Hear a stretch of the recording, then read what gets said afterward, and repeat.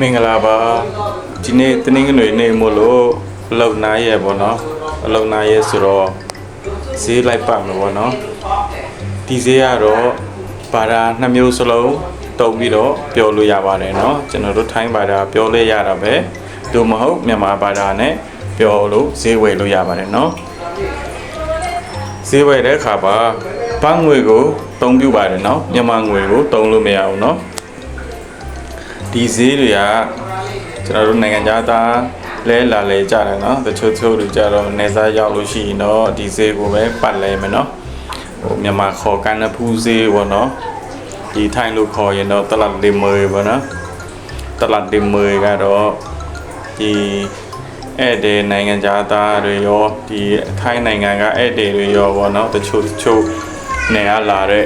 အဲ့ဒီတွေကတော့သူတို့ဒီအမှတ်တရပစ္စည်းတွေကိုဝယ်သွားပါတယ်เนาะဒီကနေမဲဆောက်ကနေထွက်တဲ့ဒီ data ထွက်ပေါ့เนาะလက်ကောက်ဝတ်တို့ဒီကျွန်တော်တို့ကြောက်ကနေလောက်ထားတဲ့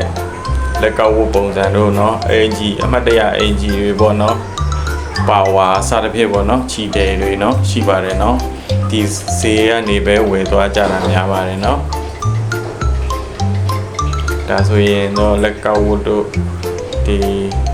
ကြောက်အထည်တွေလောက်ထားတဲ့ဟာတွေပေါ့နော်အရာကိုဈေးတော်ပါတယ်နော်စားစရာတွေလည်းအများကြီးရှိပါတယ်ဒါလက်ဆောင်တွေဝယ်သွားလို့ရတယ်ပေါ့နော်ဒီအခုရောင်းနေတဲ့ဈေးတွေကြတော့မြန်မာလိုပြောလို့